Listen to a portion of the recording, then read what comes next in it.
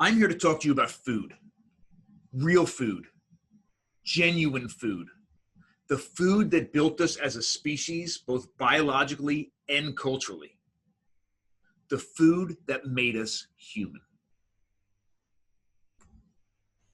I had a light bulb moment about 5 years ago while filming the National Geographic series, The Great Human Race. And during this time, during the filming, my co-star and I were actually living all of the major milestones of our ancestral past for the past several million years. And during this time, we were recreating what life was like, experiencing what life was like, using the same tools and technologies to get our food, to protect ourselves, to live. And during the filming of the first episode, I had a light bulb moment about food and diet and health. And I realized that the most significant milestone in our dietary past happened almost 3.5 million years ago. And in order to understand the rest of this presentation, I'd like to take you back to how I interpret that moment unfolding.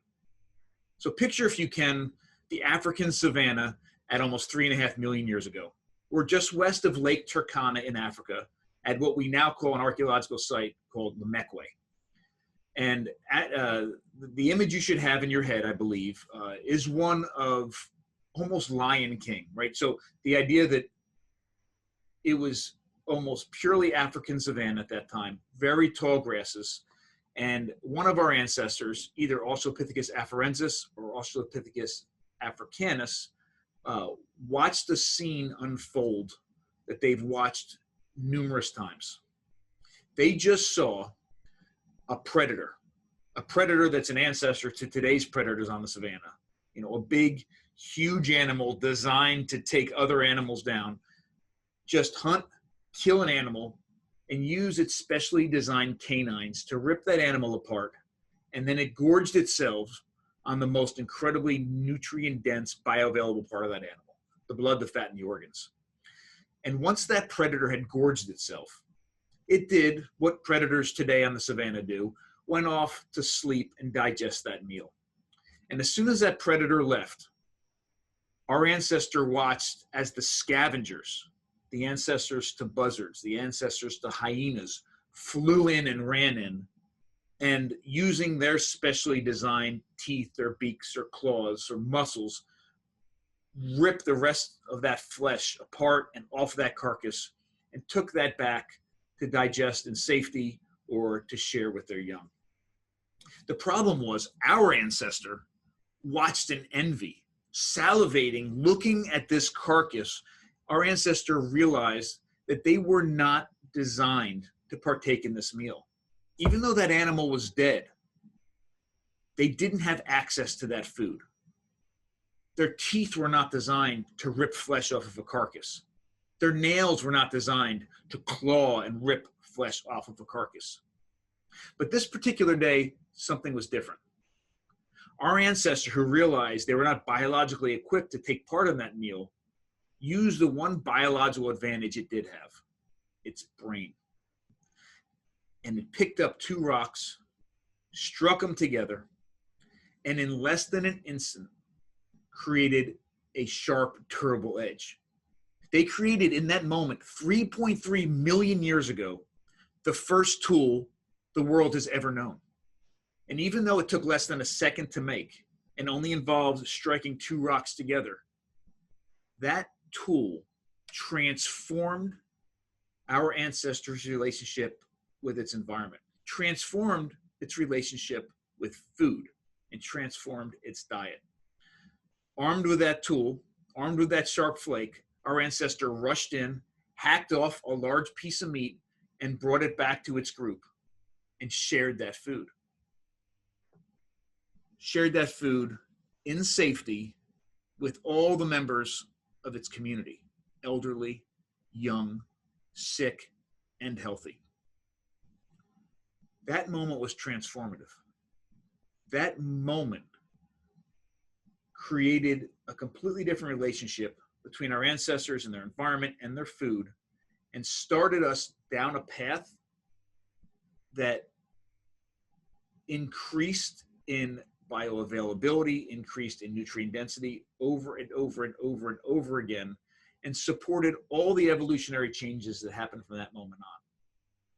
That new approach to food, using technology to unlock resources and nutrition from our environment, is exactly what supported all of our evolutionary changes and resulted in the creation of Homo sapiens, resulted in the creation of us. I would like to share with you a story of our dietary past. And the coolest thing about this is, it's not just an intellectual, exciting story. It's a story that has real implications for how we should be feeding ourselves today and nourishing our bodies in the most nutritious, ethical, and sustainable way possible. My name is Dr. Bill Schindler. I am a food anthropologist, archaeologist, and chef, and I'm also the director of the Eastern Shore Food Lab at Washington College. I believe that this message has incredible implications for the future of our diet and the future of food.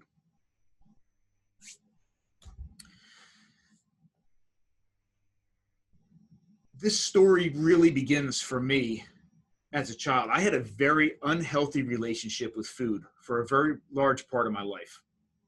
As an overweight kid, I viewed food as something that didn't nourish me, but instead made me ugly, right? And made other kids, it resulted in other kids making fun of me. Later on, I became an athlete and ended up wrestling for a Division I program at Ohio State. And even though because I was working out so incredibly hard for so many hours, competing, and my outward appearance changed. I became muscular, I became thin. But I swapped really one unhealthy relationship with food for another. The relationship between wrestling and food is not a healthy one, especially in the 1990s when I was competing.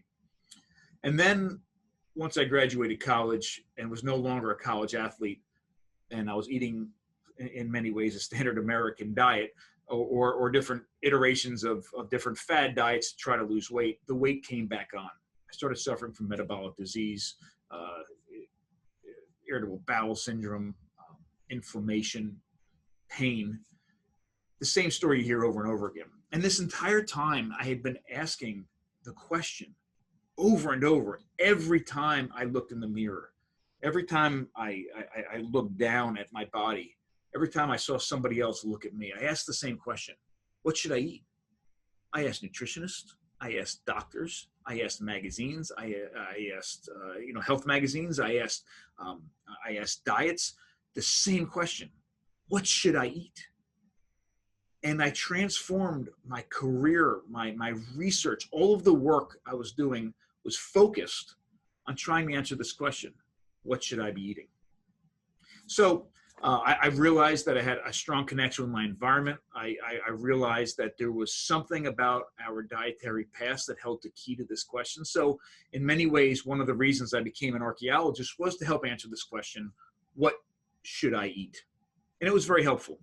The part of archaeology that I became focused on was something called experimental archaeology. So I'm a primitive technologist. I'm trained in a number of different technologies: stone tool production, primitive ceramics, high tanning, hunting, foraging, these sorts of things. And I use that background as an experimental archaeologist to test ideas about technologies in the past, right? So if, in addition to field excavation, if I were to find, or somebody else was to find a bit of a stone tool or a bit of a piece of pot, they would bring it to me, and I could engage in a number of different research activities to try to understand how that tool was made, how it functioned, how efficient it was, and what role it played in our ancestral past. So with that, I started to realize that something incredibly powerful, that almost every single prehistoric technology has something to do with food. Getting food, processing food, redistributing food, serving food, storing food, everything about food. And when you really think about it, For 3.5 million years, the best minds of our ancestors and of our species were focused on creating things that transformed our food before we even ate it. And it can't be a coincidence. And it has to be powerful. 3.5 million years of food processing technologies and approaches. So I began to shift my research to those technologies and the role that they played in our ancestral diets. And at the same time, I started to really engage deeper and deeper in these primitive skills. You know, one of the pictures at the bottom, that's my family. We're known as the modern Stone Age family. And you know, I started to take a lot of these technologies and incorporate them, these ancestral and traditional technologies and approaches to living in general, and implement them into our daily lives. Now, don't get me wrong. We live in a suburban neighborhood. You know, our kids play soccer and field hockey and go to school.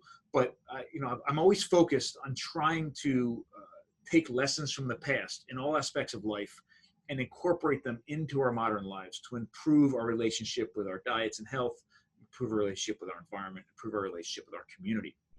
I realized that the key didn't just lie in our past, but also in our in you know, the diverse dietary present around the world. You know, traditional approaches to food that we're still that many groups around the world are still implementing in their diets and using in their daily lives. Although they're disappearing, they're still present in a lot of different pockets around the world.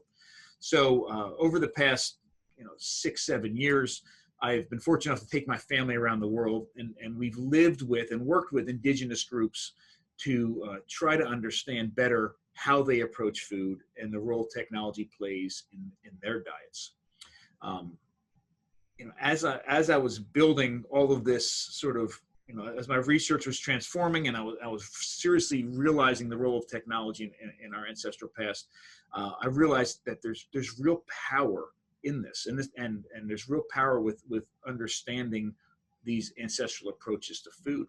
And that was about the time that I had the opportunity to spend the better part of a year filming, traveling around the world and filming the great human race. And that experience solidified that I was on the right path.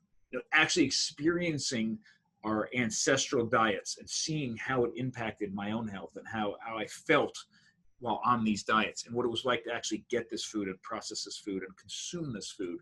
I was convinced that this was the right path. But I knew there was something missing.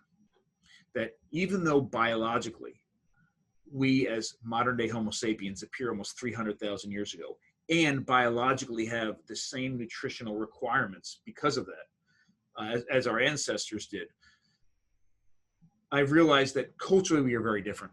And we humans eat in a very cultural way. The manner in which we eat, how we eat, what our food tastes like, what it smells like, how it's presented, who we're eating with, all of those things play a major role in how we humans eat. And I've realized that it wasn't just enough to know how our ancestors ate. I needed to know how to meet or take that food and those approaches to food and meet or exceed our modern expectations of things like taste and smell and texture and presentation. So I've spent the last several years of my life training as a professional chef in places like the Italian Culinary Institute in Calabria in Italy, and with the intent of being able to bring all of this information from our deep dietary past and our modern culinary present and fuse that together in ways that are meaningful and relevant in modern Western life. And most recently, I founded the Eastern Shore Food Lab at Washington College, which is a research, teaching, education, and food production facility associated with Washington College, where we take a lot of this this approach to food and again make it relevant and meaningful in modern Western life. But here's the most important thing.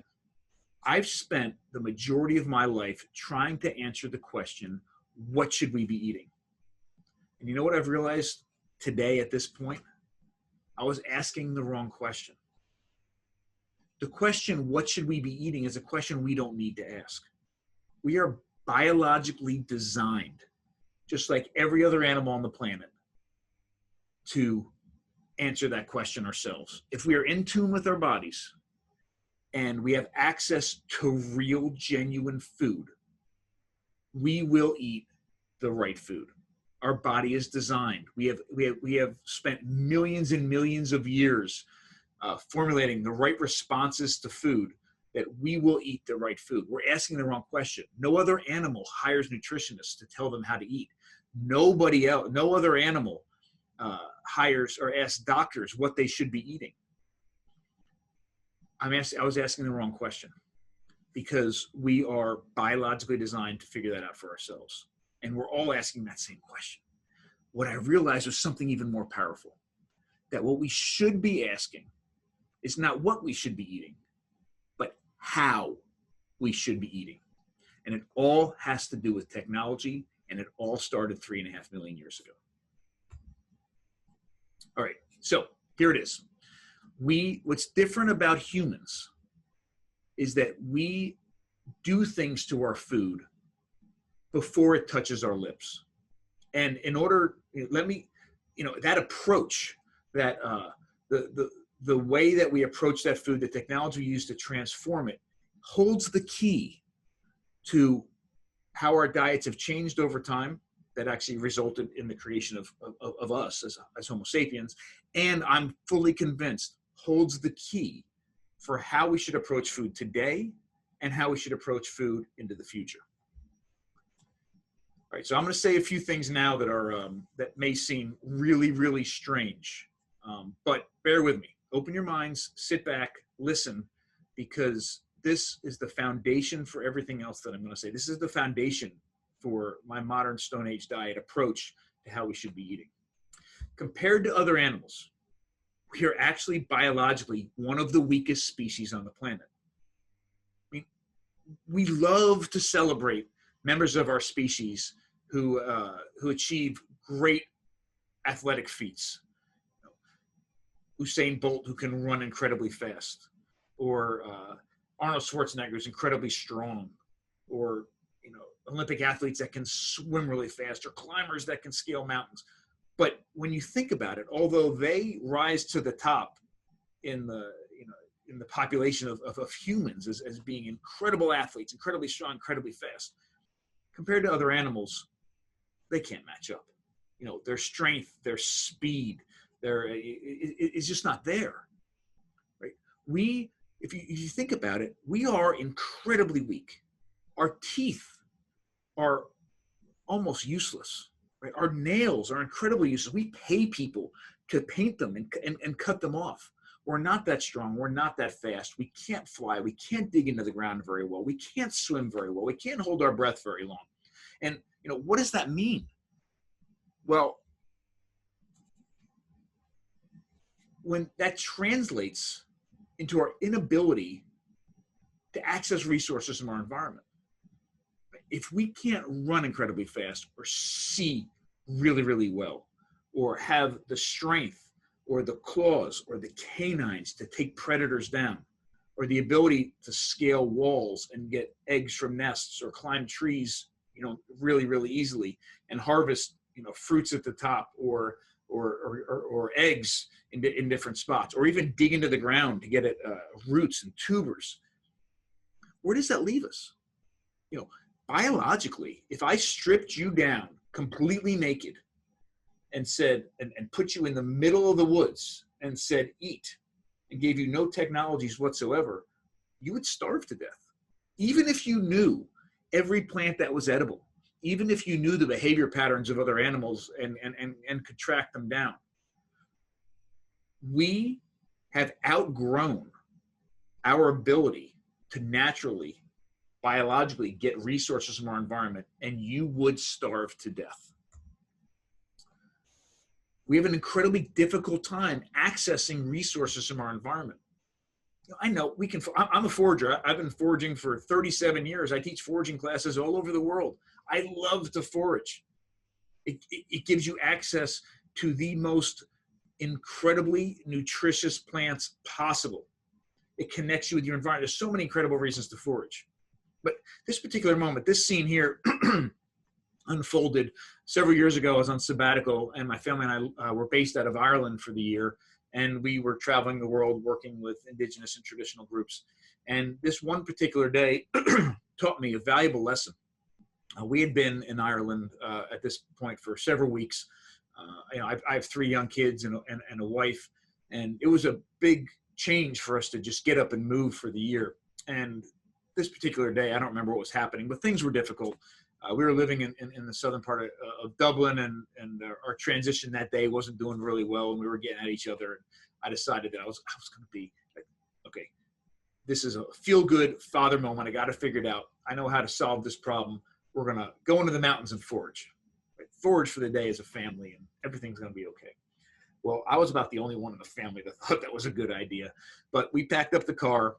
It temporarily made the situation worse, right? Nobody was really happy about angrily going into the mountains to forage for the day, but we did. And we got into the mountains, and, over time, we just couldn't help but be struck by the beauty and get engaged. And, several hours later, things were amazing, right? Everybody was getting along. We were in a beautiful part of Ireland. We spent literally the entire day foraging. We were foraging for bilberries and several other things. And we took this gorgeous picture, and we got in the car. I patted myself on the back, get feel-good dad moment, did what I needed to do. And I looked down at the console where we put the baskets that we had full of the food that we collected. And I realized that we had spent the entire day foraging, and we did not have enough food to eat for dinner. Like, literally, we sat there, again, excited. We had eaten some bilberries, excited. We got into the car hungry.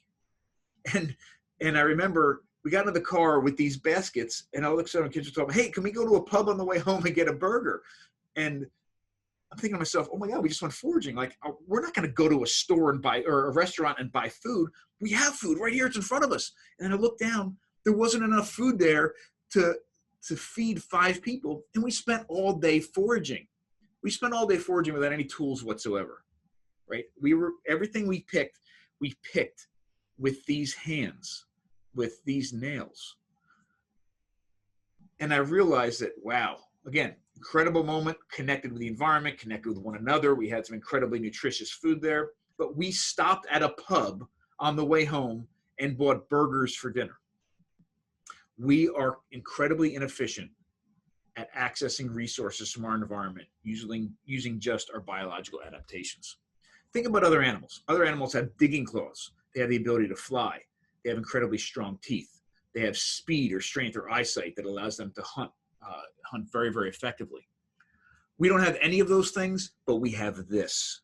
And just like our ancestor, almost 3.5 million years ago, we can use this brain to overcome our biological weaknesses and interact with the outside world in incredibly powerful ways. We don't have digging claws, but I have been with foragers around the world, and every one of them has some version of a digging stick. A sharpened stick of different lengths, depending on who they are, that allows them to dig into the ground and extract what we call underground storage organs, roots, corms, and tubers, energy-rich, starch-rich underground storage organs.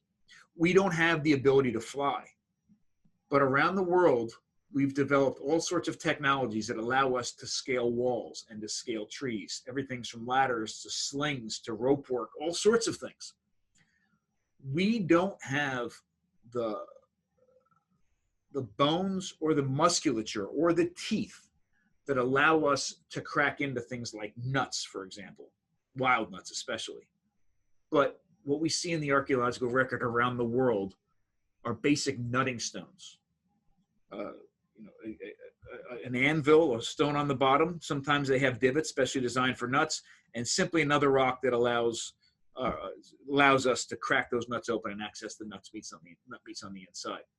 We don't have the speed or the strength to hunt very effectively, but we create tools and weapons, things like atlatls and bows and slings and throwing sticks that allow us to hunt from a distance.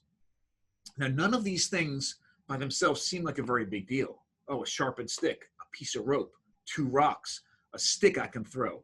But all of those are powerful technologies that our ancestors have used, in some cases for millions of years, to overcome our physical limitations and access resources from our environment that their ancestors never had access to before. Those simple technologies and all the ones that have come since allow us to extract incredible, diverse, powerful resources from our environment that biologically we have no business eating.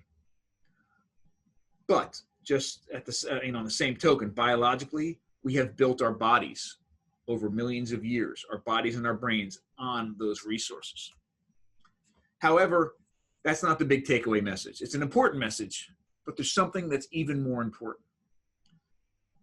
We have, for as difficult as it is for us and our ancestors to directly access resources from our environment using our biological adaptations or lack of biological adaptations, what's even more important to our diets and food and our relationship with our diets and food is the fact that we have an incredibly inefficient digestive tract.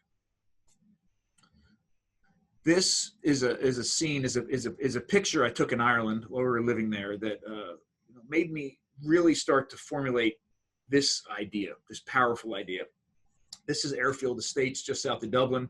This is actually, we lived on this working farm when we lived in Ireland, and we passed these beautiful cows and this beautiful grass every single day. You know, Ireland is known, the Emerald Island is known for this incredible grass. And you know, as I'm watching these cows grow over the years we're there, and I'm watching them eat just grass and support these huge bodies, I'm thinking to myself, what if I were to go eat that grass? What if my body's a lot smaller than those cows. I have less nutritional need for calories than they do. What would happen if I was sitting there eating that grass and trying to support my body? And you know what would happen? While these cows are eating that grass and using their biological adaptations, right, internally to transform grass into what the nutrients that that cow needs to support this huge body. If I sat there and ate that grass, I could feel my belly. I could feel distended. I wouldn't feel satiated, but I would definitely get a sense of fullness. But I would starve to death. And what does that mean? Like, what does that mean for my body's inability to do what it needs to do with the resources in the environment, even if I could access those resources? So here, listen, our gut is 60% the size of what it should be for a similar sized primate. In fact, relatively to our body size, our guts have shrank over time over the past several million years, again, relative to body size. And gut size is incredibly a great indicator for what we can do with the food that we take in. Because not only are the different pieces of the gut that we may or may not have responsible for different actions, but the size of our gut impacts how much food we can eat at any given time, how long that food can sit there and digest, right? And how efficiently we can take a raw material that we ingest and convert it into its right state for our body to then absorb the nutrients and bring it to where it needs to be. So our gut is almost half of the size that it should be. The only other thing that we have going for us that allows us to break down food and get it ready for digestion is also getting smaller and going away. Our teeth have shrunk over time. Now, if you look at this picture, on the far left is Homo habilis, our ancestor 2.5 million years ago. Then from left to right, so Homo habilis 2.5 million years ago, Homo erectus at 2 million years ago, then Neanderthals, and modern day Homo sapiens, which we appear at actually generally around the same time. And a Neanderthal isn't an ancestor of ours, it's a contemporary. But I have these 4 skulls, craniums, here for a purpose, to show a point. First, I want to show you the brain size change over time, right? So Homo habilis with a brain size capacity of somewhere between 500 to 800 cubic centimeters. Homo erectus, 750 to 1225 cubic centimeters. Neanderthals at 1450, and modern day Homo sapiens, it's slightly smaller than Neanderthals at 1350. And the reason I have that there is because there is a direct correlation between brain size and nutritional needs. And nutritional needs not only in calories, but in high quality, dense, amazing nutrition such as fat. So over time, over the past several million years, not only have our brains been growing in many ways exponentially, with exponential increases in nutrition, quality and amount, but also our body size has been changing, right? So we're going from about 3.5 foot tall, full grown adult to modern day proportions. All of these things come with increased nutritional needs. But at the time that these nutritional needs are increasing, again, exponentially, our biological adaptations, the only things we had going for us that allowed us to take raw materials from the environment and transform them into the right state for our bodies to make use of them, have been going away and getting smaller. I just showed you that our digestive tract, our gut was getting smaller and is almost half the size it should be for a similar sized primate. But if you look at the teeth, from left to right, look at the molars, the ones in the back, right towards the towards what we call the ascending ramus, the jaw where it ascends. Those molars on a Homo habilis are actually quite large. And if you go from left to right, what you'll see is they're getting smaller and smaller and smaller. And then if you look up at the cranial side, not only are they getting smaller in general, but if you look at how they're getting smaller relative to how the bodies and brains are growing, it's even more profound. What's happening?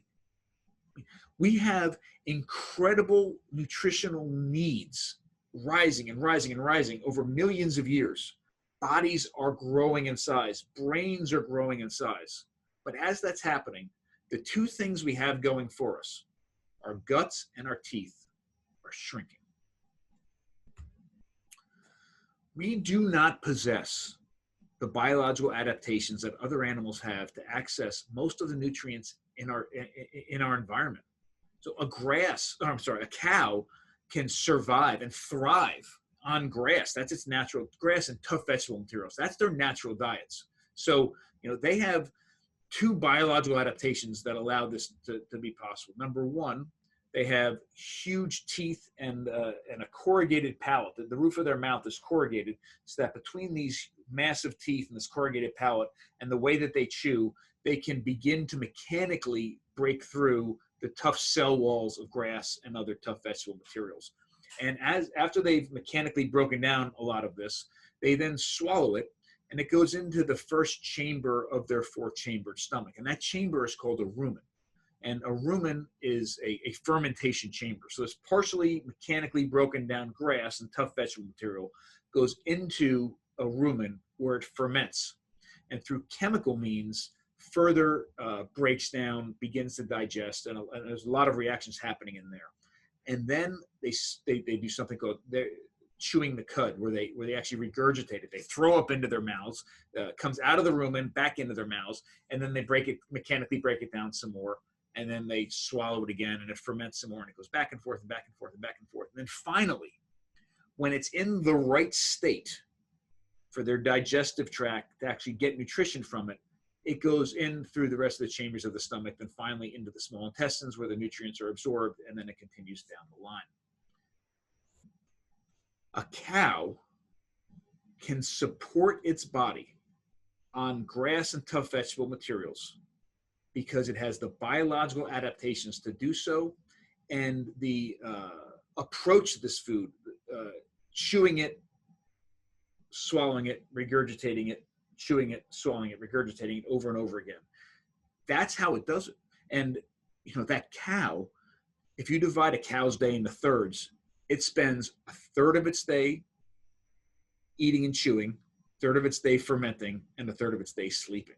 So the entirety of its waking day, it is using its biological adaptation.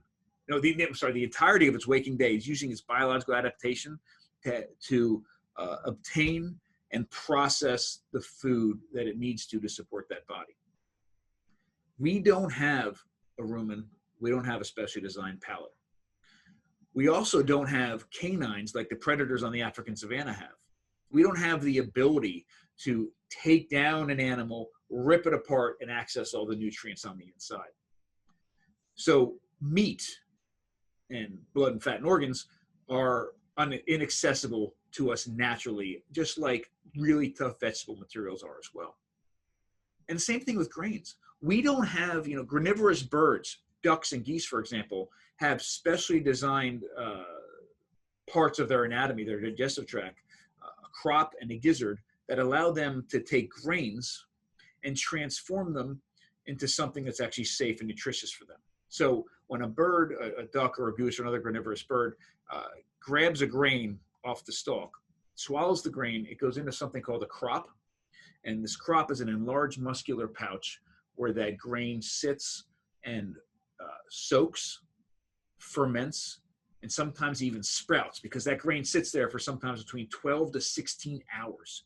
Then that softened, chemically altered grain, transformed, partially digested grain, it goes further down into the digestive tract into something called the gizzard, which is what you see in this picture here. And this gizzard is actually made up of two strong muscular discs. And in between that muscular disc are all the rocks and the pebbles and the grit that bird eats on purpose that sit there. And the softened, partially digested grain enters into between these two muscular discs in the gizzard, and the discs go like this, and they rotate. They go back and forth and back and forth and back and forth, and grind that grain, that softened grain, using that grit, using that rock.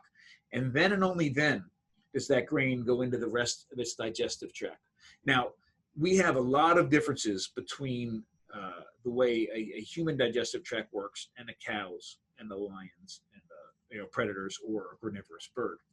But most of the difference that is important to this conversation happens before it reaches the small intestines, how that food is transformed inside their bodies, between their mouth and their stomach. And then what happens afterwards, it's not a one-to-one correlation, but after it leaves the stomach, after it's been broken down properly, after it's been detoxified and transformed and partially digested, then it goes into the small intestines, which operate in very similar ways to ours. And from there, the food is absorbed and goes to where it needs to go. We have none of these biological adaptations, yet we try to access the nutrients from all of these foods from our environment. How can we do it? Well, we don't have the biological adaptations, but we have these brains. And just like the creation of things like digging sticks and ladders and knives, or digging sticks and ladders and hunting equipment, we have invented over millions of years different technologies and approaches to food that allow us to overcome these limitations. We don't have a rumen, we don't have a fermentation chamber in our stomach that allows us to chemically break down, detoxify, and partially digest tough vegetable materials. But you know what? We have been inventing crocks and pits in the ground to do that same fermentation work outside of our bodies for a very, very long time. We don't have strong, sharp canines like a predator on the African savanna, but you know what? We haven't needed them for 3.5 million years, because as soon as one of our Australopithecine ancestors struck two rocks together and produced a sharp, durable edge, they no longer needed these canines. They could access that meat by using this tool. And we don't have gizzards. We don't have those, but for almost 15,000 years, we've been using rocks to grind grains and literally mimic the exact thing with the same material, with stone, that a granivorous bird does to grind these grains. So what you see on the bottom, so on the left-hand side, you see a rumen, you see a canine, and you see a gizzard. And on the right-hand side, you see the human-created equivalents to these: fermentation crocks, knives, cornstones. The biggest takeaway message I'd like to leave you with is this. This is the story of our dietary past. Our ancestors developed approaches and technologies to transform their food, the resources in their environment, into the safest, most nutrient-dense, and bioavailable food possible for their bodies. The story of our dietary past is a story of the creation of these technologies, a creation of these approaches. This started 3.5 million years ago. This is the how that we eat. This is what's different about the way that humans eat from every other animal on the planet. And, you know, again, these technologies are not complicated. Some of the most powerful food technologies in the world for humans are things like simple digging sticks or stone tools or fire or the ability to hunt at a distance or the ability to grind things. These are the technologies I'm talking about. These are the technologies that allowed us to overcome our physical limitation and not only access resources from our environment that we can never access before, but most importantly, provide our digestive tract access to the nutrients that those resources can provide. This is sort of a timeline that I've put together to share with you of our dietary past. You know, a very quick version of this. So we started, and hopefully this can put into perspective not only what our dietary past was like over time, but where we are today and where we can go in the future. So 5 to 7 million years ago, transformative time period in our ancestral past, because this is when our ancestors first stood upright.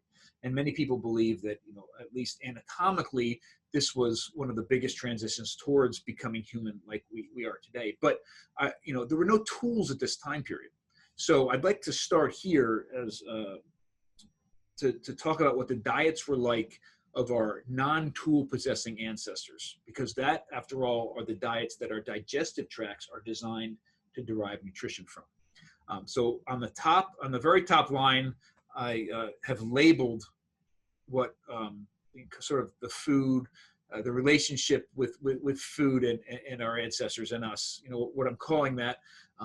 Just below that, I have what our diets really consisted of. Below that, I have sort of a generalized time period that we're talking about. And on the bottom, I'd really like you to pay attention to the bottom, because what I have there are a few comments that speak to the nutrient density, bioavailability, and safety of the food of that time period. And very quickly, just a sort of a general trend that you can see, I also added arrows that speak to whether or not there is an increase in nutrient density and safety and bioavailability, or a decrease. So at 5 to 7 million years ago, remember, our ancestors at that time had no tools whatsoever. So everything that they ate, they acquired using just their biological adaptations. And just as importantly, the nutrition that they could derive from the food that they acquired using just their biological adaptations were also restricted to using just their biological adaptations to extract the nutrients from that food. So 5 to 7 million years ago, our ancestors were frugivores, herbivores, and insectivores. They ate a limited amount of seasonal wild vegetables, wild fruits, and insects. And of those three, the most nutrient dense part of that diet are the insects.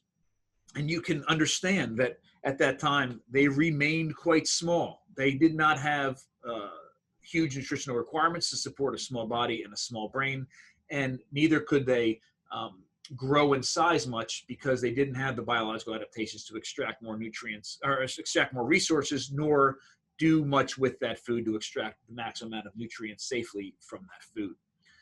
At around 3.5 million years ago, at the moment that I started this presentation off with, something completely changed, and it was the introduction of tools. So I'm sorry, and those ancestors 5 to 7 million years ago, I consider gatherers. They were literally just gathering limited amount of fruit, limited amount of wild vegetables, and a limited amount of insects.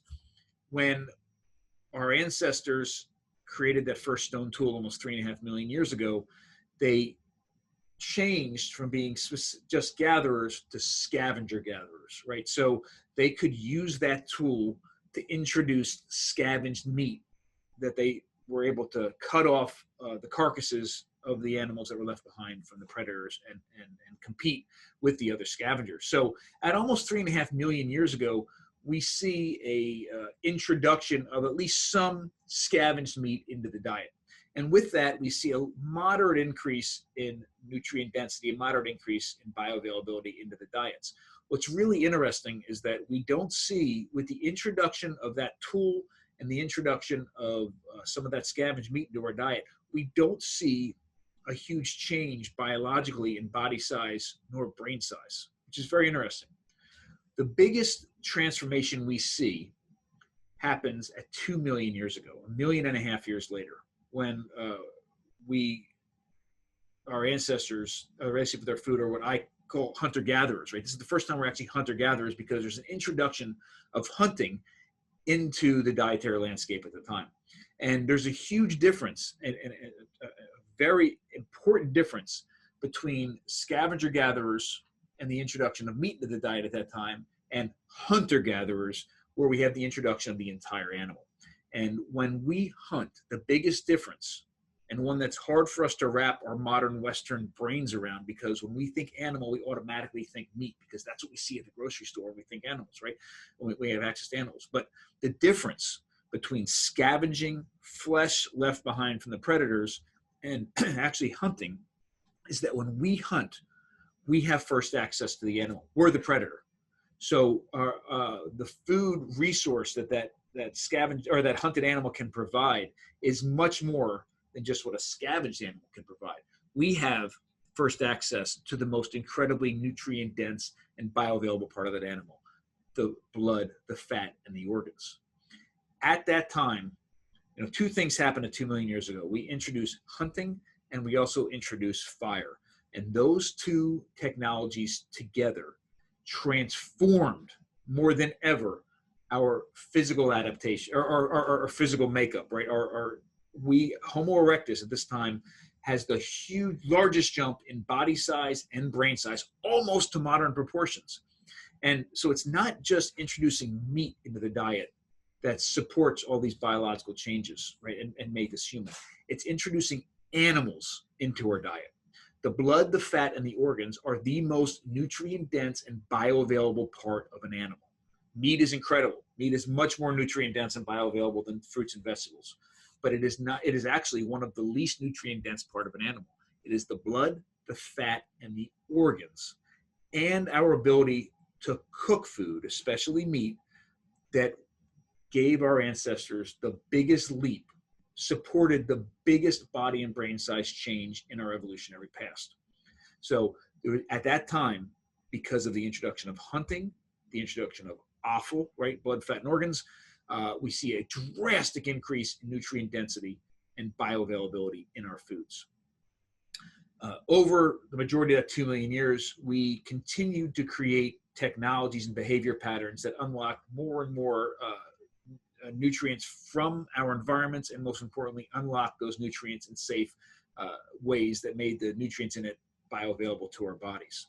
But the next, we just kept getting better and better and better at it. Hunting became easier for us. Trapping became easier for us. Detoxifying plants became easier for us. And cooking, we learned different ways of cooking. And this continued, fermentation, on and on and on and on, until about 15,000 years ago in many parts of the world with the agricultural revolution. And with the agricultural revolution, several things changed. Number one, almost all pockets of agriculture around the world were focused on annual grains. So there's a huge influx of grains into our diets.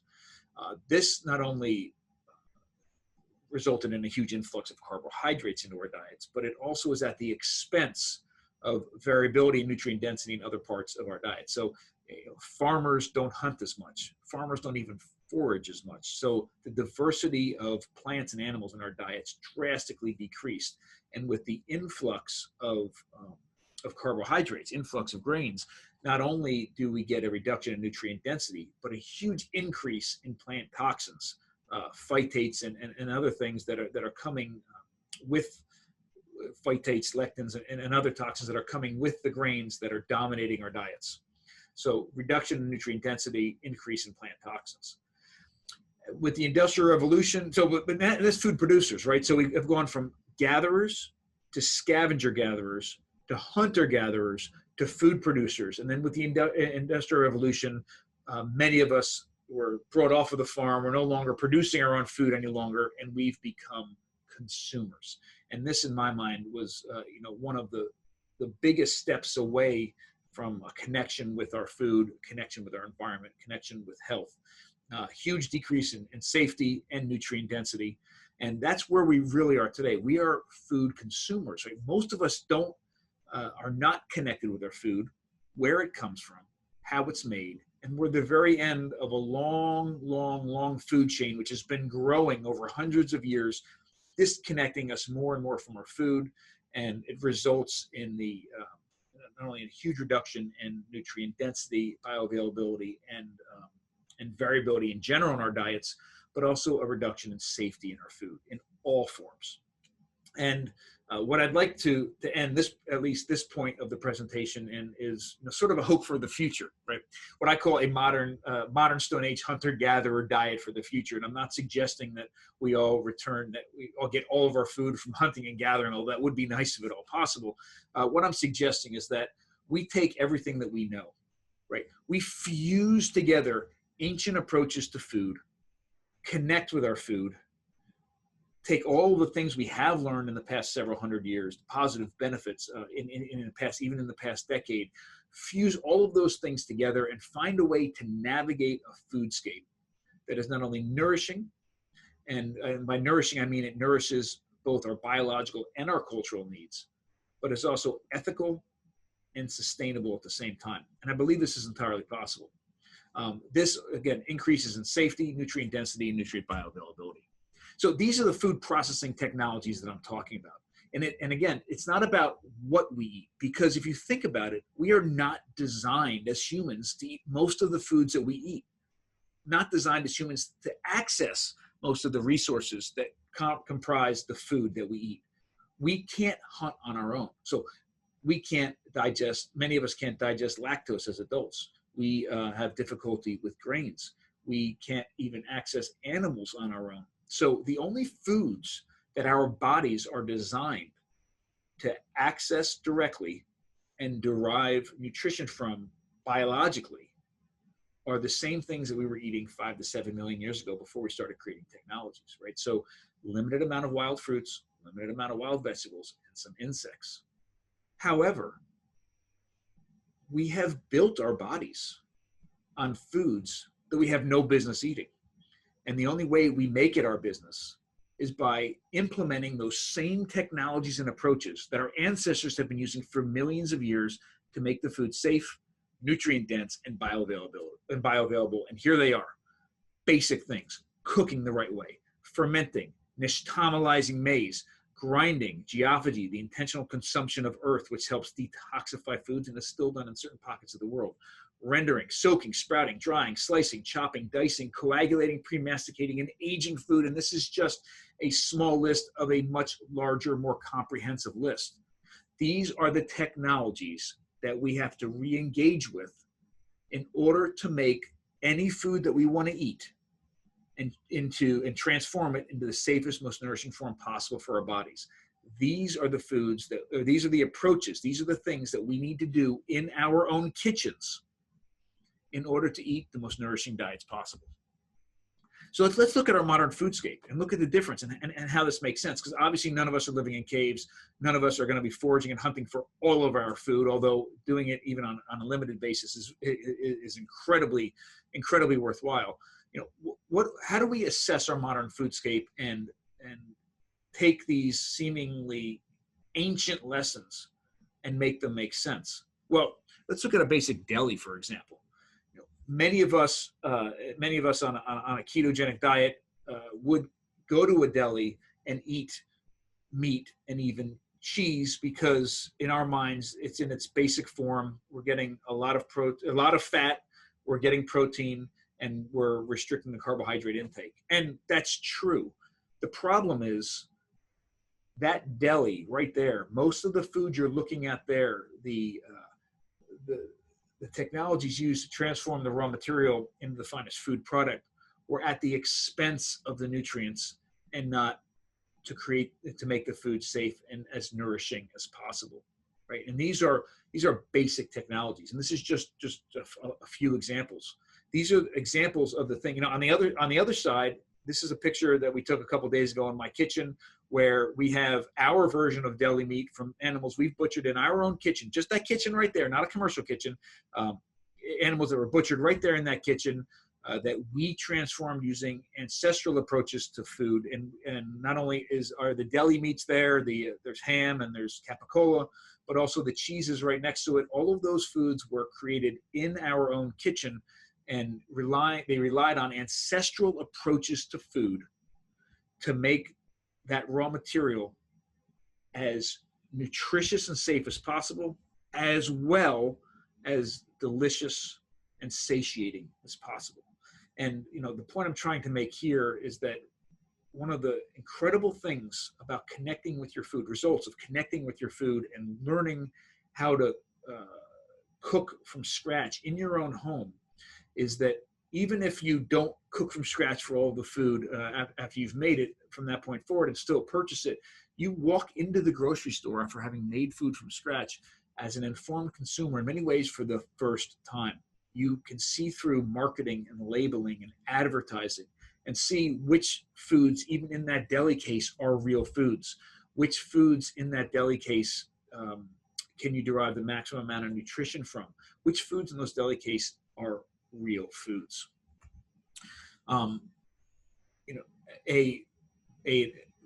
What I'm calling the modern Stone Age approach to food with this blending not only allows us to assess the modern landscape and determine what food we have access to, which of it is real food and which of it is not real food, but it also fulfills the right approach to food, a healthy, connected relationship with food fulfills not only our nutritional needs, but our biological, our cultural, and our ethical needs as well.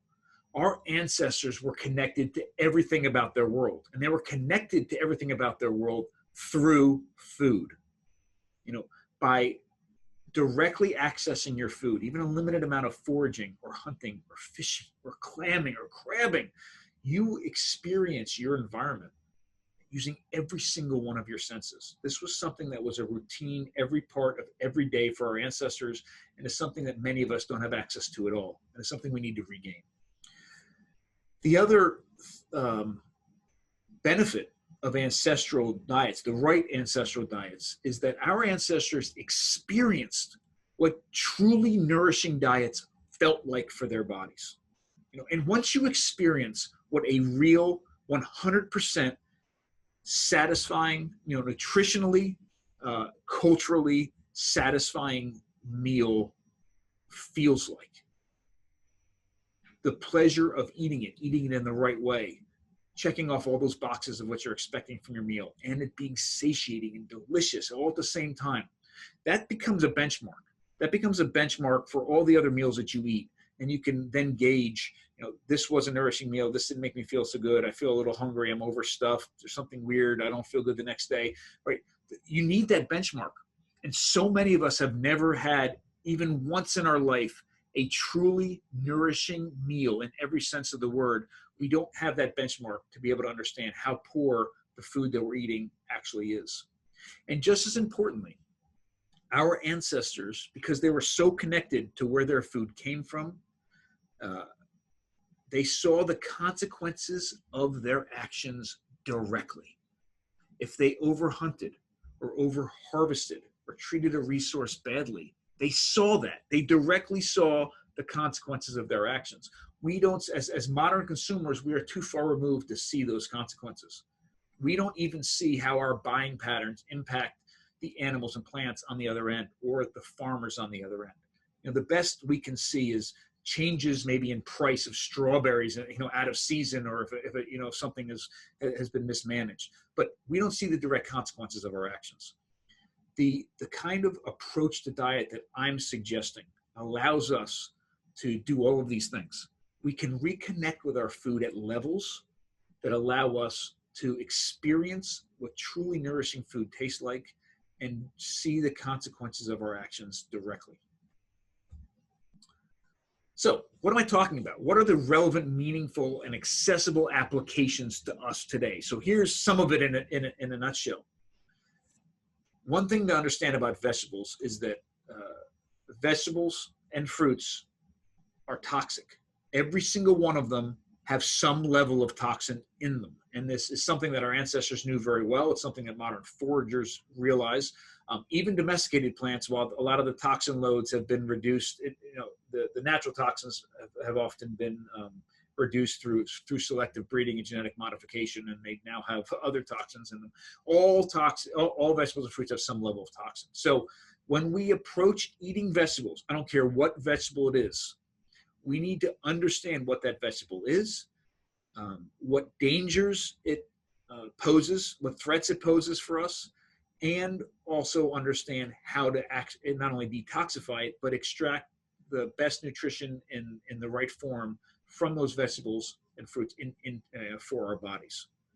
Vegetables were not put on this earth for us to eat and derive nutrition from. It takes a lot of work, and a lot of that work happens before we even eat that food, for us to take a vegetable and break it down to the point where it's not toxic and we can derive nutrition from it. This isn't to say we shouldn't eat vegetables. We eat a lot of vegetables in this house. Vegetables can be an incredibly important component to our diet, and have been in the past as well. But we should approach vegetables from the mindset that they have the potential to harm us, and that just because they contain nutrition, that nutrition may not be accessible to our bodies. So we need to detoxify them for safety and process them to make those nutrients fully accessible to our bodies. Our approach to animals has to change. It cannot just be about meat. There is nothing about going to the grocery store and buying a sirloin every single week that bears any resemblance to what our approach to food was in the past, right? We as modern Westerners eat typically 3 animals, cows, pigs, and chickens, and we eat the same cuts of meat every week from those animals. That is not what eating like a human is all about. That is not anything like how our ancestors ate animals. Remember, the most transformative time in our diets, right? A transformative time of our relationship with our environment was when we made those tools. But the most transformative time in our diets, the thing that changed, that allowed our bodies and brains to grow to almost modern proportions, was when we started hunting and cooking our food, but hunting. And it wasn't because of the introduction of meat into our diets. It's because of the introduction of animals into our diets. So from a nutritional perspective, from a sustainability perspective, from an ethical perspective, and even from a monetary perspective, the proper way, the best way in my mind to approach eating animals is to eat the animal. Start on one end, work our way all the way through the animal, and then start with another animal. It's not going to the grocery store every week and buying chicken breast and a sirloin and coming back and eating meat and patting ourselves in the back that we're eating like our ancestors is not correct.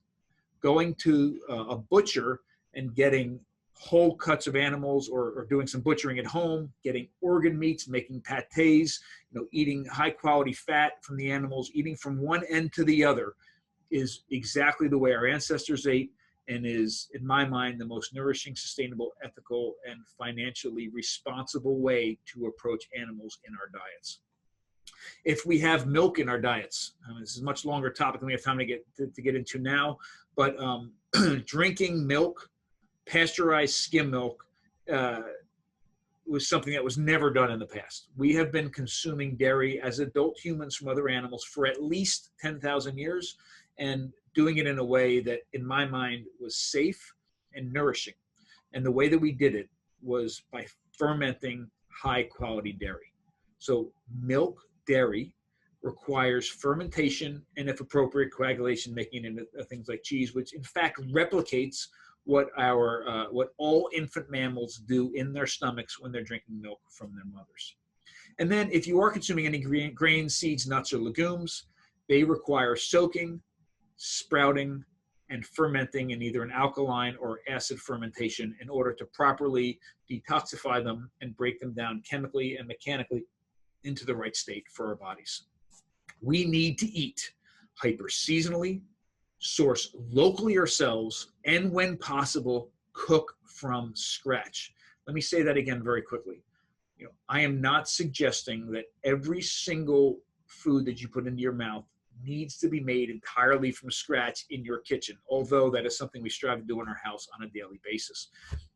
what I'm suggesting is that if you want to be informed about your food, not only do you directly acquire it as closely to the source as possible and remove links in your food chain that way, but you take the food that you eat every single day or every single week or several times a month, the foods that you, in your house and your family, you consider your staple foods, and you cook them entirely from scratch at least once. There is no better education about your food and how it's prepared than by doing it that way. And then here's the best part. Even if that food is completely inedible, even if it's terrible, and you always buy it from that point forward, you know more about that food than you ever did before. You are walking into the grocery store for the first time ever as the most informed consumer possible. And you can peel back that veil of advertising and marketing and labeling. And you not only know now better what food to buy in its healthy, most healthy, nourishing form, but you're also making a statement, an impact. With your paycheck, you are supporting the food producers that are doing it the right way. And that's how we change our dietary landscape.